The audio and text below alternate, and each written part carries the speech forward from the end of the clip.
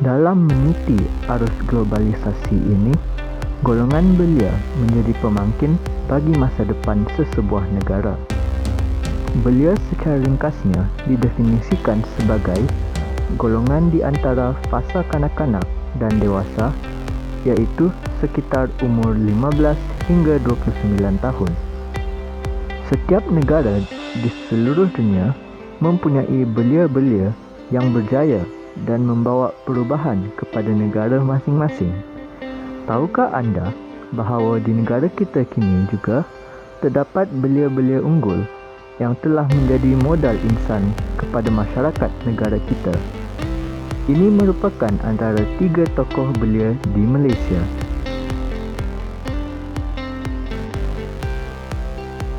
Hafiz Syarin bin Abdullah juga seringkali digelar sebagai Fiscal 55 atau King of Pocket Bikers yang berusia 26 tahun dan merupakan anak kelahiran Selangor.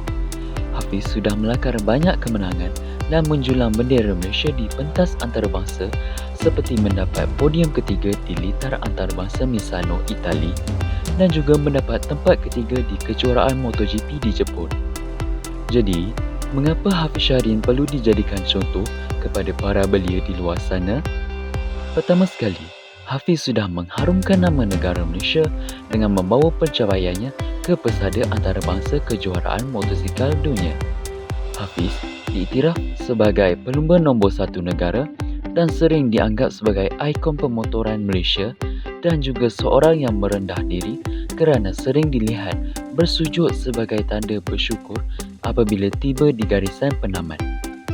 Beliau memberi inspirasi kepada belia untuk menceburi bidang pemotoran. Apatah lagi ramai pemuda di Malaysia sudah memiliki minat terhadap pemotoran. Namun, minat mereka perlu diasah dengan cara yang betul di samping menghindari mereka daripada membuang masa dengan perkara yang tidak berfaedah.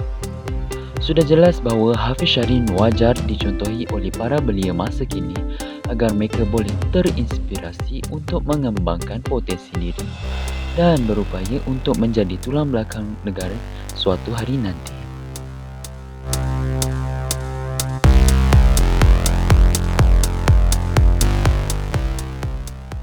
Nama sebenar Isa bin Badaruzzaman lebih dikenali sebagai Isa Aisap, berumur 22 tahun dan berasal dari Selangor.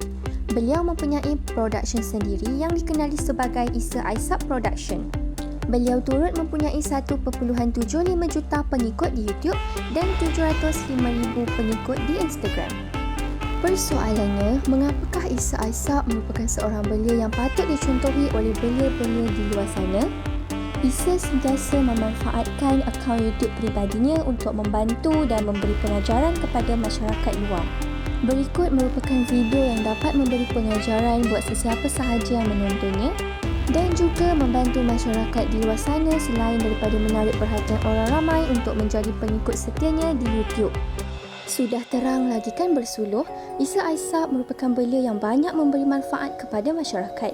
Perkara tersebut perlu dicontohi oleh semua belia untuk terus menjadi individu yang berguna kepada masyarakat dan juga negara. Bagi tokoh belia yang terakhir adalah saudari Nurliana binti Muhammad.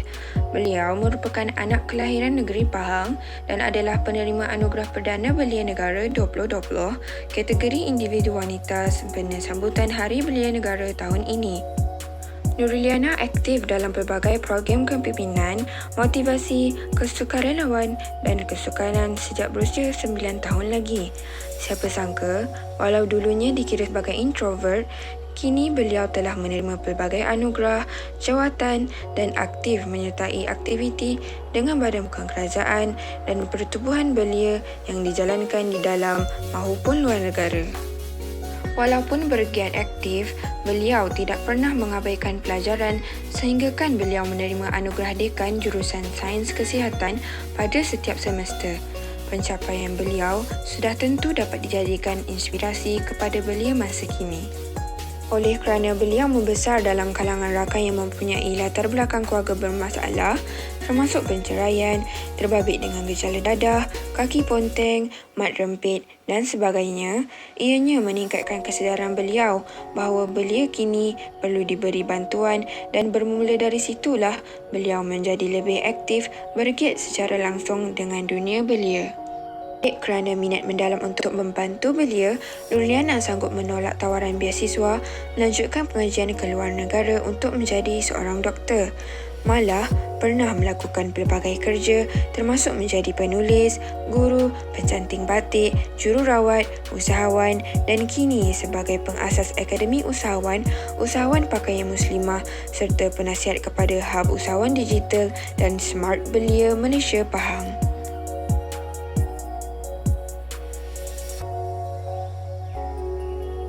Secara intihannya, semua remaja dan belia negara mempunyai tanggungjawab dan obligasi masing-masing untuk menjana pembangunan negara kerana belia merupakan harapan kepada negara.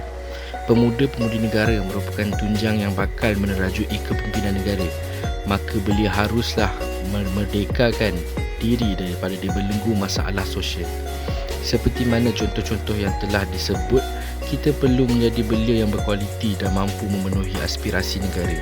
Oleh itu, generasi yang merupakan aset pada negara ini perlu dijaga rapi daripada leka dan alpa serta melengkapkan diri mereka dengan ciri-ciri yang mulia supaya dapat menempatkan diri sebagai modal insan yang cemerlang.